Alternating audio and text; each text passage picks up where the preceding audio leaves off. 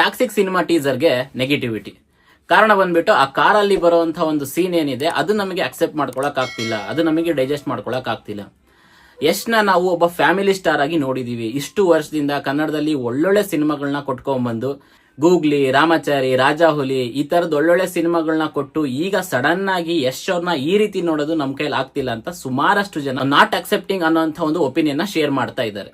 But ನಾವ್ ಇದನ್ನ ಈ ದೃಷ್ಟಿಯಲ್ಲಿ ನೋಡೋದಕ್ಕಿಂತ ಯಶ್ ಅವ್ರ ದೃಷ್ಟಿಯಿಂದ ಅಥವಾ ಆ ಸಿನಿಮಾ ಮೇಕರ್ಸ್ ಅವರ ದೃಷ್ಟಿಯಿಂದ ನೋಡೋದಾದ್ರೆ ಅವ್ರು ಮೊದಲೇ ಹೇಳ್ತಾ ಬಂದಿದ್ರು, ಈ ಸಿನಿಮಾ ಕರ್ನಾಟಕಕ್ಕೋಸ್ಕರ ಅಲ್ಲ ಅಥವಾ ಕನ್ನಡ ಆಡಿಯನ್ಸ್ ಮಾತ್ರ ಅಲ್ಲ, ಈ ಸಿನಿಮಾ ಪ್ಯಾನ್ ವರ್ಲ್ಡ್ ಗೆ, ಎಂಟೈರ್ ವರ್ಲ್ಡ್ ಗೆ ಈ ಸಿನಿಮಾ ನಾವು ಮಾಡ್ತಾ ಇರೋದು ಅಂತ. ಇಫ್ ಇನ್ ಕೇಸ್ ಅವ್ರು ಏನಾದ್ರು ಕನ್ನಡ ಸಿನಿಮಾನೇ ಮಾಡೋಂಥದ್ದಾಗಿದ್ರೆ ಈ ತರದ ಸೀನ್ಸ್ ನೆಲ್ಲ ಅವ್ರು ಆಲ್ಮೋಸ್ಟ್ ಮಾಡ್ತಾ ಇರ್ಲಿಲ್ಲ ಅನ್ನೋದು ನಮಗೂ ಗೊತ್ತು, ಅದು ಎಲ್ರಿಗೂ ಗೊತ್ತಿರೋಂಥ ವಿಷಯ. ಈಗ ನಮ್ಮಲ್ಲಿನೇ ಇನ್ ಕೇಸ್ ನಾವೇನಾದ್ರೂ ಯಾವ್ದಾದ್ರು ಹಾಲಿವುಡ್ ಸಿನಿಮಾ ನೋಡಿದ್ರೆ ಅದ್ರಲ್ಲಿ ಏನಾದ್ರು ಈ ತರ ಸೀನ್ಸ್ ಬಂದ್ರೆ ನಾವು ಅದನ್ನ ಈಸಿಲಿ ಅಕ್ಸೆಪ್ಟ್ ಮಾಡ್ಕೊಂಡ್ಬಿಡ್ತೀವಿ. ಹೌದಪ್ಪ, ಹಾಲಿವುಡ್ನವ್ರು ಹಾಗೇನೆ, ಇಂಗ್ಲಿಷ್ನವ್ರು ಮಾಡೋಂಥ ಸಿನಿಮಾಗಳೇ ಹಾಗೆ, ಅವ್ರ ಐಡಿಯಾಸೇ ಯೂನಿಕ್ ಅಂತೇಳಿ. ಬಟ್ ನಮ್ಮ ಕನ್ನಡದ ಒಬ್ಬ ನಟ ಈ ತರ ಮಾಡಿದಾಗ ನಾವು ಅದನ್ನ ಅಕ್ಸೆಪ್ಟ್ ಮಾಡ್ಕೊಳಕ್ಕಾಗಲ್ಲ, ನಾವು ನೋಡಕ್ಕಾಗಲ್ಲ ಅನ್ನೋದು ನಿಜವಾಗ್ಲೂ ಅದನ್ನ ಏನ್ ಹೇಳ್ಬೇಕನ್ನೋದೇ ಅರ್ಥ ಆಗ್ತಿಲ್ಲ. ಎಂಟೈರ್ ವರ್ಲ್ಡ್ ನ ತಿರುಗಿಸಬೇಕು ನಮ್ ಕಡೆ ಅಂತ ಹೇಳಿದ್ರೆ ಸಮಥಿಂಗ್ ಶುಡ್ ಬಿ ಯೂನಿಕ್ ಅಲ್ವಾ, ಅಂದ್ರೆ something should be never seen ಅಲ್ವಾ, ಅಂದ್ರೆ ಇದುವರೆಗೂ ನಾವು ಈ ತರದ್ ನೋಡೇ ಇಲ್ಲ ಅನ್ನೋಂಥದ್ದು. ಸೊ ಅದಕ್ಕೋಸ್ಕರ ಯಶ್ ಅವರು ಅಷ್ಟು ವೈಲ್ಡ್ ಆಗಿ ಎಂಟೈರ್ ವರ್ಲ್ಡ್ ನ ತಿರುಗಿಸೋ ತರ ಈ ಟೀಸರ್ ಅಲ್ಲಿ ಕಾಣಿಸ್ಕೊಂಡಿದ್ದಾರೆ. ಅಂಡ್ ಸಿನಿಮಾದವರು ಈ ಕ್ಯಾರೆಕ್ಟರ್ ನ ರಿವೀಲ್ ಮಾಡ್ತಾ ಇರೋ ಉದ್ದೇಶ ಕೂಡ ಅದೇ ಅನ್ಸುತ್ತೆ. ಅಂದ್ರೆ ಇನ್ ಕೇಸ್ ಈಗ ಜಸ್ಟ್ ಒಂದು ಟೀಸರ್ ಅಲ್ಲಿ ನಾವು ಯಶ್ ನ ಈ ರೀತಿ ನೋಡಿನೇ ಅಕ್ಸೆಪ್ಟ್ ಮಾಡ್ಕೊಳ್ತಾ ಇಲ್ಲ ಸುಮಾರಷ್ಟು ಜನ.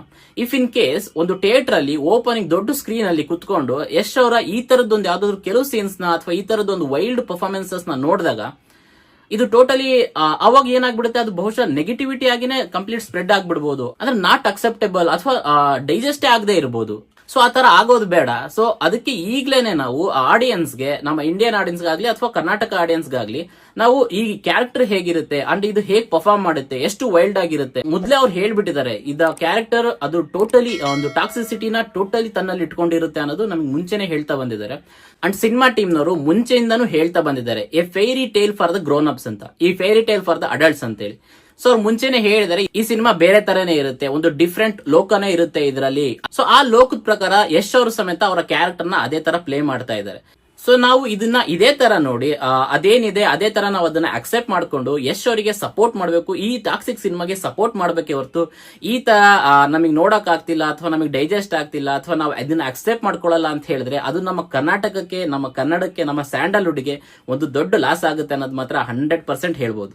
ಸೊ ಈ ನೆಗೆಟಿವಿಟಿನಾಗ್ಲಿ, ಈ ನಾಟ್ ಅಕ್ಸೆಪ್ಟಿಂಗ್ ಆಗ್ಲಿ, ಇದನ್ನೆಲ್ಲ ಸೈಡಿಗೆ ಇಟ್ಟು ಯಶ್ ನಾವು as A character, as A Raya, as A toxic cinema hero ಆಗಿ ನೋಡೋಣ. ಮತ್ತು ಈ ಸಿನಿಮಾ ಕೂಡ ನಾವು ಹಾಲಿವುಡ್ ಸಿನಿಮಾ ತರನೇ ಟ್ರೀಟ್ ಮಾಡೋಣ. ಸೊ ಈ ಸಿನಿಮಾಯಿಂದ ನಮ್ಮ ಕನ್ನಡ ಇಂಡಸ್ಟ್ರಿಗೆ ಒಳ್ಳೇದಾಗುತ್ತೆ, ನಮ್ಮ ಸ್ಯಾಂಡಲ್ವುಡ್ಗೆ ಒಳ್ಳೇದಾಗುತ್ತೆ ಅಂದ್ರೆ ನಾವೆಲ್ಲರೂ ನಿಂತು ಸಪೋರ್ಟ್ ಮಾಡಬೇಕು. ಸೊ ಈ ವಿಡಿಯೋನ ಶೇರ್ ಮಾಡಿ. ಸೊ ನಮ್ಮೆಲ್ಲರಲ್ಲೂ ಆ ಅಕ್ಸೆಪ್ಟೆನ್ಸ್ ಬರ್ಲಿ, ಯಶ್ ಫ್ಯಾನ್ಸ್ಗೆ ಅಥವಾ ಯಶ್ ಫ್ಯಾಮಿಲಿ ಆಡಿಯನ್ಸ್ಗೆ ಎಲ್ರಿಗೂ ಆ ಅಕ್ಸೆಪ್ಟೆನ್ಸ್ ಬರ್ಲಿ. ಈ ವಿಡಿಯೋನ ಅವ್ರೆಲ್ರಿಗೂ ಶೇರ್ ಮಾಡಿ.